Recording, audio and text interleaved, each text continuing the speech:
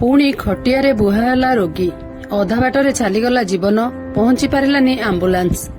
पुणी रोगी खटिया बुहा पुनरावृत्ति पहुंची पारानी आंबुलांस। चिकित्सार विलंब हेतु चलीगला आदिम अधिवासी वृद्धा जीवन।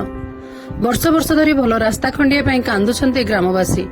देश स्वाधीनतार अमृत महोत्सव मनाउथुबा बेले ग्राम को आंबुलांस जीवापाई नाही रास्ता खंडिए।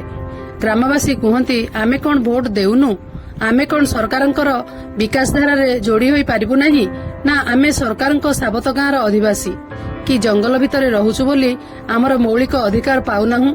एमिति अनेक कथा भाबी दुख कष्टरे रहुचंती राणीसाही ग्रामवासी। एपरी गतकाली आंबुलांस खंडिए जाइपारि नथिबारु जने वृद्धांक मध्य जीवन चली जाइथिबा भली दुखद विषय सामना को आसीछि। सूचना अनुसार बौद्ध जिला हरभंगा ब्लॉक तलगां पंचायतर बण पहाड़ घेरा उपांत अंचल बौद्ध जिलार सीमा जगी रही राणीसाही। कहीं केउ बापाजा अमलरू रही आसुछंती प्राय 40 रु ऊर्ध्व परिवार।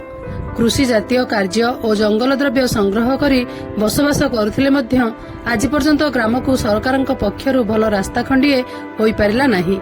भोट आसिले रास्ता हेबो प्रतिश्रुति शुणी शुणी बधिर होईगलुणी बोली स्थानीय लोके कहंती। रास्ता खंडे पाई केवल भगवान को भरोसा करी आमे दिन काटुछु बोली ग्रामवासी प्रकाश करंती।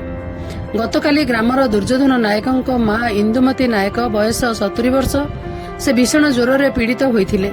चिकित्सा पाई मेडिकल आनिबाकु हेले कोनोसी सुविधा नथिबारु परिवार लोके आंबुलांस को जोगाजोग करथिले।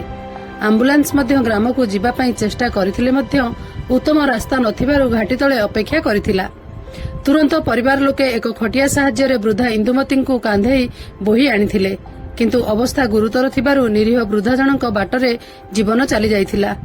फलरे घटनास्थल आंबुलांस फेरीजिबा सह मृत शव को परिवार लोके पुनर्बार घर को फेराई आनिथिबा जଣା पड़िछि। एभली दुखद घटना को नहीं पूरा परिवार भांगी पड़िथिबा बेले जिला प्रशासन तुरंत असहाय परिवार को सरकारी सहायता जोगाई देबा पई तुरंत ग्राम को नूतन रास्ता निर्माण पई ग्रामवासी दाबी करिसेंती। एने प्रतिक्रिया रखिसेंती वरिष्ठ सांबादिक चित्तरंजन सिंह। देखंतु बौद्ध जिलार हरभंगा ब्लॉक तलगां पंचायत एक आदिवासी अधिशूचित दुर्गम अंचल। रास्ताघाट नथिबारु गतकाली गोटे महिला मृत्युवरण कर प्रकाश तलगां पंचायतर राणी साई ग्रामर इंदुमती नायक नाम जड़े महिला 70 वर्ष महिला। तो हठात ज्वर हबार खबर देला आंबुलांस आसपारा नहीं। रास्ता ना लास्ट लोक मैंने बाध्य कर खटर बोहिकी आनले। एपरी खटर बोहिकी आनले बाटर ही मृत्युवरण कला। बड़ दुखर विषय। देश स्वाधीन हबार 77 वर्ष हो गलानी किंतु एपर्यंत दुर्गम अंचल संपूर्ण रास्ताघाट ना गत 25 वर्ष बीतीगले बीती जाते रास्ता हो पारानी।